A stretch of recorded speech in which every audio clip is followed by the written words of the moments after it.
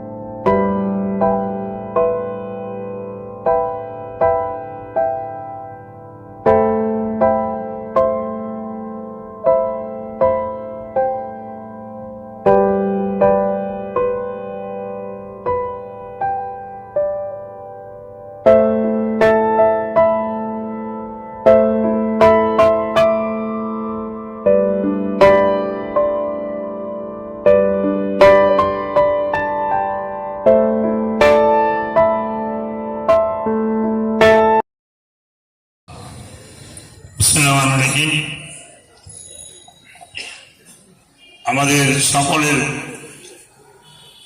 আদর্শিক নেতা, বাংলাদেশের মহান স্বাধীনতার ঘোষক শহীদ রাষ্ট্রপতি জিয়াউর রহমান, দেশনেত্রী বেগম খালেদা জিয়ার কনিষ্ঠ পুত্র, যিনি দীর্ঘদিন বাংলাদেশের খেলার জগতে বিভিন্নভাবে অক্লান্ত পরিশ্রম করে, বিশেষ করে আজকে ক্রিকেট যে জায়গায় দাঁড়িয়েছে, এর পিছনে আরাফাত রহমান কোকো বাংলাদেশ ক্রিকেট বোর্ডের ডেভেলপমেন্ট কমিটির চেয়ারম্যান হিসেবে তিনি যে পদক্ষেপ নিয়েছিলেন, তার ফল এখন আমরা দেখছি। তার আজকে 10ম মৃত্যুবার্ষিকীতে উপস্থিত বিএনপির জাতীয় নির্বাহী কমিটির সদস্য, সাবেক এমপি সৈয়দ নার্গিস আলী, জেলা বিএনপির আহ্বায়ক মনিরুজ্জামান মন্টু, মহানগর বিএনপির সদস্য সচিব শফিকুল আলম তৈন, মহানগরীর যুগ্ম আহ্বায়কবৃন্দ, জেলা নেতৃবৃন্দ, বিভিন্ন এলাকা থেকে আগত প্রিয় ভাই বোনেরা, আসসালামু আলাইকুম।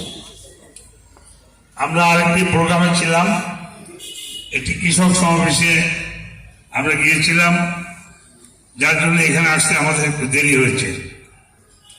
আড়ম্বরটা ইউনিয়নের কৃষক সমাবেশ ছিল অনেক দূরে, সেখান থেকে আমরা এখানে আমি আর তুই আমাদের পৌঁছাতে একটু দেরি হয়েছে, এর জন্য আমরা ক্ষমা চেয়ে নিচ্ছি। আপনারা জানেন যে 111 থেকে শুরু করে বর্তমান যে সরকার, এদের লক্ষ্য একটাই, কিভাবে জিয়া পরিবারকে ধ্বংস করা যায়। এই জিয়া পরিবারকে ধ্বংস করার জন্য যত প্রক্রিয়া আছে, সেটা 111 মর্ডার হোক বা জিয়া পরিবারের নামে মিথ্যা মামলা দিয়ে তাদের বিরুদ্ধে সাজা করিয়ে দেওয়া হোক। যেমন একটা দলে 10টা অস্ত্র মামলা, অথবা 21শে আগস্টে গ্রেনেড হামলা, এ মামলা কিন্তু তদন্ত করে তদন্ত কর্মকর্তা চার্জশিট দিয়ে দিয়েছেন। আওয়ামী লীগ ক্ষমতা আসার পর এই কোন তদন্তের কোনো জায়গায় কিন্তু বেগম খালেদা জিয়া বা খালেদা জিয়ার নাম আসে নাই। আওয়ামী লীগ ক্ষমতা আসার পর এনারা নতুন করে তদন্ত কর্মকর্তা নিয়োগ করলেন, আব্দুল কাহার আখন, যিনি আওয়ামী লীগের এমপি ক্যান্ডিডেট ছিলেন। তাকে নিয়োগ দিলেন, শুধু না, তাকে নিয়োগ দিয়ে কোর্ট থেকে আদেশ করালেন অধিকতর তদন্ত করতে হবে, আরো তদন্ত করতে হবে। এই বলে চার্জশিটের মধ্যে তারেক রহমানের নাম ঢুকালেন, খালেদা জিয়ার নাম ঢুকালেন, বিএনপির সিনিয়র নেতাদের নাম ঢুকিয়ে দিলেন। সেই স্বৈরাচারের যে ফ্যাসিবাদ বাংলাদেশ থেকে বিদায় নিয়েছে, তার দোসররা এখনো বসে রয়েছে। আমরা যারা বিএনপি করি আমাদেরকে মাথায় রাখতে হবে, বাংলাদেশে কিন্তু এখন আমরা রাষ্ট্র ক্ষমতায় আসি নাই। আমরা যে জন্য লড়াই করেছি ফ্যাসিবাদের বিরুদ্ধে, জনগণের ভোটের অধিকার, সে অধিকার কিন্তু এখনো প্রতিষ্ঠিত হয় নাই। আমরা কিন্তু কেউ এখনো ভোট দিতে পারিনি। ভোটের মাধ্যমে নির্বাচিত সরকার আসবে, আপনি আমি ভোট দেব, তাতে বিএনপি আসুক অন্য কেউ আসুক, নির্বাচিত সরকার এসে তারাই দেশ পরিচালনা করবে।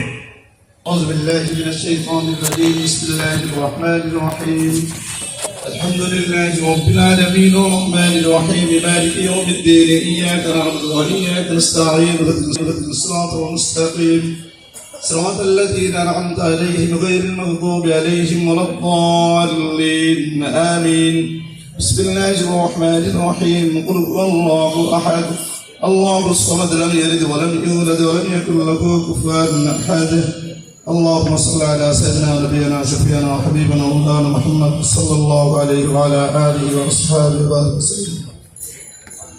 اللهم امين. ربنا ظلمنا انفسنا وان لم تغفر لنا وترحمنا لنكونن من الخاسرين. رب اجعلني مقيم الصلاه من ذريتي ربنا وتقبل دعائي ربنا اغفر لي ولوالدي وللمؤمنين يوم يقوم الحساب. رب ارحمهما كما ربياني صغيرا رب ارحمهما كما ربياني صغيرا. يا الله পাক রব্বুল আলামিন, আমরা প্রতিবাই গুনাহগার বান্দা বান্দি আল্লাহ একত্রিত হয়েছে কেন আপনি ভালো জানেন। يا الله পাক রব্বুল আলামিন, আমরা এখানে বসে দোয়া দুরূদ তাসবিহ তাহলিল যা কিছু পাঠ করেছি, কথা বের যা কিছু সওয়াব হয়েছে সর্বপ্রথম নবী মুহাম্মদুর রাসূলুল্লাহ। আবার নিয়ে যাবেন সবাই, সবাই বসে থাকেন, তারপরে বসে যাবেন, বসে থাকেন সবাই, বসে থাকেন তারপরে